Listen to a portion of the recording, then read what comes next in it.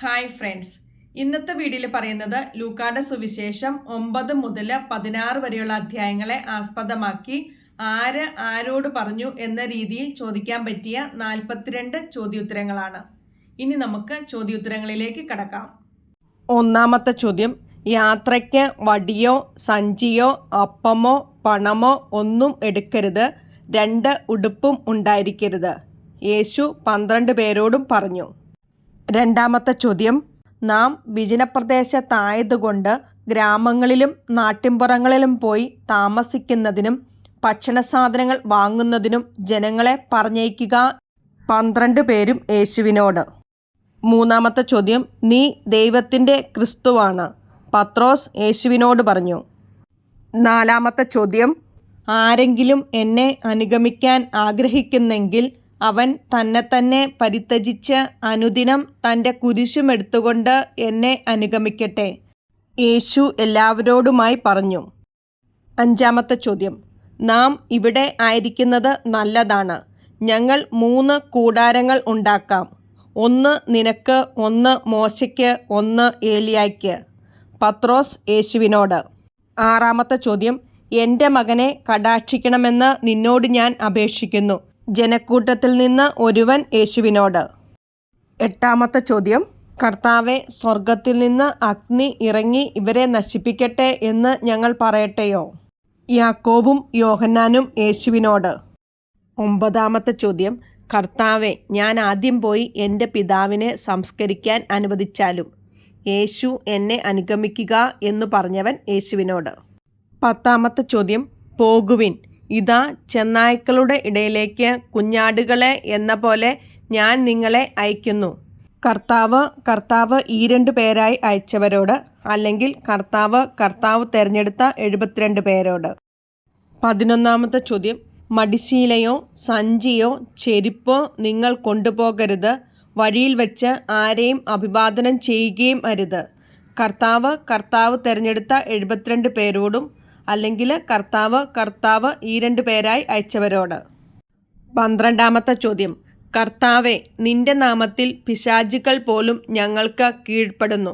കർത്താവ് തിരഞ്ഞെടുത്ത 72 പേരും കർത്താവിനോട് പറഞ്ഞു. 13ാമത്തെ ചോദ്യം: നിത്യജീവൻ അവകാശമാക്കാൻ ഞാൻ എന്തു ചെയ്യണം? നിയമജ്ഞൻ യേശുവിനോട്. 14ാമത്തെ ചോദ്യം: ആരാണ് എൻ്റെ അയൽക്കാരൻ? നിയമജ്ഞൻ യേശുവിനോട് ചോദിച്ചു. 15ാമത്തെ ചോദ്യം: നീയും പോയി അതുപോലെ ചെയ്യുക. യേശു നിയമജ്ഞനോട് പറഞ്ഞു. 16ാമത്തെ ചോദ്യം: കർത്താവെ, ശുശ്രൂഷയ്ക്കായി എൻ്റെ സഹോദരി എന്നെ തനിയെ വിട്ടിരിക്കുന്നത് നീ ശ്രദ്ധിക്കുന്നില്ലേ? മർത്ത യേശുവിനോട്. 17ാമത്തെ ചോദ്യം: നീ പലതിനെക്കുറിച്ചും ഉത്കണ്ഠാകുലയും അസ്വസ്ഥയുമായിരിക്കുന്നു. യേശു മർത്തായോട്. 18ാമത്തെ ചോദ്യം: കർത്താവെ, യോഹന്നാൻ തൻ്റെ ശിഷ്യരെ പഠിപ്പിച്ചതുപോലെ ഞങ്ങളെയും പ്രാർത്ഥിക്കാൻ പഠിപ്പിക്കുക. ശിഷ്യന്മാരിലൊരുവൻ യേശുവിനോട്. 19ാമത്തെ ചോദ്യം: നിന്നെ വഹിച്ച ഉദരവും നിന്നെ പാലൂട്ടിയ മുലകളും ഭാഗ്യമുള്ളവ. ജനക്കൂട്ടത്തിൽ നിന്ന് ഒരു സ്ത്രീ യേശുവിനോട്. 20ാമത്തെ ചോദ്യം: ഗുരു, നീ ഇങ്ങനെ സംസാരിക്കുമ്പോൾ ഞങ്ങളെ കൂടെ അപമാനിക്കുകയാണ് ചെയ്യുന്നത്. നിയമജ്ഞരിൽ ഒരാൾ കർത്താവിനോട്. 21ാമത്തെ ചോദ്യം: പരിസേയരുടെ കാപട്യമാകുന്ന പുളിപ്പിനെ സൂക്ഷിച്ചുകൊള്ളുവിൻ. യേശു ശിഷ്യരോട് പറഞ്ഞു. 22ാമത്തെ ചോദ്യം: ഗുരു, പിതൃസ്വത്ത് ഞാനുമായി പങ്കുവയ്ക്കാൻ എൻ്റെ സഹോദരനോട് കൽപ്പിക്കണമേ. ജനക്കൂട്ടത്തിൽ നിന്ന് ഒരുവൻ യേശുവിനോട്. 23ാമത്തെ ചോദ്യം: ഭോഷ, ഈ രാത്രി നിന്റെ ആത്മാവിനെ നിന്നിൽ നിന്ന് ആവശ്യപ്പെടും. അപ്പോൾ നീ ഒരുക്കി വച്ചിരിക്കുന്നവ ആരുടേതാകും? ദൈവം ധനികനോട്. 24ാമത്തെ ചോദ്യം: കർത്താവെ, നീ ഈ ഉപമ പറയുന്നത് ഞങ്ങൾക്കു വേണ്ടിയോ എല്ലാവർക്കും വേണ്ടിയോ? പത്രോസ് യേശുവിനോട്. 25ാമത്തെ ചോദ്യം: ജോലി ചെയ്യാവുന്ന 6 ദിവസങ്ങളുണ്ട്. ആ ദിവസങ്ങളിൽ വന്ന് രോഗശാന്തി നേടിക്കൊള്ളുക. സാബത്ത് ദിവസം പാടില്ല. സിനഗോഗ് അധികാരി ജനങ്ങളോട്. 26ാമത്തെ ചോദ്യം: കർത്താവെ, രക്ഷ പ്രാപിക്കുന്നവർ ചുരുക്കമാണോ? ഒരുവൻ കർത്താവിനോട്. 27ാമത്തെ ചോദ്യം: ഇവിടെ നിന്ന് പോകുക, ഹെറോദോസ് നിന്നെ കൊല്ലാൻ ഒരുങ്ങുന്നു. ചില പരിസേയർ യേശുവിനോട്. 28 ചോദ്യം. സാപത്തിൽ രോഗശാന്തി നൽകുന്നത് അനുവദനീയമോ അല്ലയോ? നിയമജ്ഞരോടും പരിസേയരോടുമായി യേശു ചോദിച്ചു. 29 ചോദ്യം. സാപത്തിൽ തൻ്റെ പുത്രനോ കാളയോ കിണറ്റിൽ വീണാൽ ഉടൻ പിടിച്ചു കയറ്റാത്തവനായി നിങ്ങളിൽ ആരുണ്ട്? യേശു നിയമജ്ഞരോടും പരിസേയരോടുമായി ചോദിച്ചു. 30 ചോദ്യം. ദൈവരാജ്യത്തിൽ അപ്പം ഭക്ഷിക്കുന്നവൻ ഭാഗ്യവാൻ, അവനോടുകൂടെ ഭക്ഷണത്തിനിരുന്നവരിൽ ഒരുവൻ യേശുവിനോട്.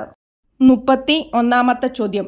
നീ വേഗം പട്ടണത്തിൻ്റെ തെരുവുകളിലും ഊടുവഴികളിലും ചെന്ന് ദരിദ്രരെയും വികലാംഗരെയും കുരുടരെയും മുടന്തരെയും ഇവിടെ കൂട്ടിക്കൊണ്ടുവരിക.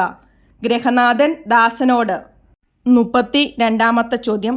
നീ പെരുവഴിയിലും ഇടവഴികളിലും ചെന്ന് എൻ്റെ വീട് നിറയവോളം ആളുകൾ അകത്തേക്ക് വരുവാൻ നിർബന്ധിക്കുക. യജമാനൻ ദാസനോട്. 33 ചോദ്യം. പിതാവേ, സ്വത്തിൽ എൻ്റെ ഓഹരി എനിക്ക് തരിക. ഇളയവൻ പിതാവിനോട്. 34 ചോദ്യം. പിതാവേ, സ്വർഗത്തിനെതിരായും നിന്റെ മുമ്പിലും ഞാൻ പാപം ചെയ്തു. നിന്റെ പുത്രൻ എന്ന് വിളിക്കപ്പെടാൻ ഞാനിനി യോഗ്യനല്ല. ഇളയ മകൻ പിതാവിനോട്. 35 ചോദ്യം. ഉടനെ മേൽത്തരം വസ്ത്രം കൊണ്ടുവന്ന് ഇവനെ ധരിപ്പിക്കുവിൻ. ഇവൻ്റെ കയ്യിൽ മോതിരവും കാലിൽ ചെരുപ്പും അണിയിക്കുവിൻ. പിതാവ് ദാസരോട്. 36 ചോദ്യം. നിന്റെ സഹോദരൻ തിരിച്ചു വന്നിരിക്കുന്നു. അവനെ സസുഖം തിരിച്ചു കിട്ടിയതുകൊണ്ട് നിന്റെ പിതാവ് കൊഴുത്ത കാളക്കുട്ടിയെ കൊന്നിരിക്കുന്നു. വേലക്കാരൻ മൂത്ത മകനോട്. 37 ചോദ്യം. മകനെ, നീ എപ്പോഴും എന്നോടുകൂടെ ഉണ്ടല്ലോ. എനിക്കുള്ളതെല്ലാം നിന്റേതാണ്. പിതാവ് മൂത്ത മകനോട്. 38 ചോദ്യം. യജമാനൻ കാര്യസ്ഥത എന്നിൽ നിന്ന് എടുത്തു കളയുന്നതിനാൽ ഞാൻ ഇനി എന്തു ചെയ്യും? കിളയ്ക്കാൻ എനിക്ക് ശക്തിയില്ല, ഭിക്ഷയാചിക്കാൻ ലജ്ജ തോന്നുന്നു. കാര്യസ്ഥൻ ആത്മഗതം ചെയ്തു. 39 ചോദ്യം. ഇതാ നിന്റെ പ്രമാണം, എടുത്ത് 50 പത്ത് എന്ന് തിരുത്തി എഴുതുക. കാര്യസ്ഥൻ ഒന്നാമനോട്. 40 ചോദ്യം. നിന്റെ പ്രമാണമെടുത്ത് 80 കോർ എന്ന് തിരുത്തി എഴുതുക. കാര്യസ്ഥൻ മറ്റൊരുവനോട്. 41 ചോദ്യം. ഞങ്ങൾക്കും നിങ്ങൾക്കും മധ്യേ വലിയ ഗർത്തവും സ്ഥാപിക്കപ്പെട്ടിരിക്കുന്നു. അബ്രാഹം ധനവാനോട്. 42 ചോദ്യം. എനിക്ക് 5 സഹോദരന്മാരുണ്ട്. അവരും പീഡകളുടെ ഈ സ്ഥലത്ത് വരാതിരിക്കേണ്ടതിന് അവൻ അവർക്ക് സാക്ഷ്യം നൽകട്ടെ. ധനവാൻ അബ്രാഹത്തോട്. ഗുരു, നിന്റെ നാമത്തിൽ പിശാചുക്കളെ പുറത്താക്കുന്ന ഒരാളെ ഞങ്ങൾ കണ്ടു. യോഹന്നാൻ യേശുവിനോട്. അടുത്ത വീഡിയോയിൽ വേറൊരു ടോപ്പിക് ഇടുന്നതായിരിക്കും. Thanks for watching.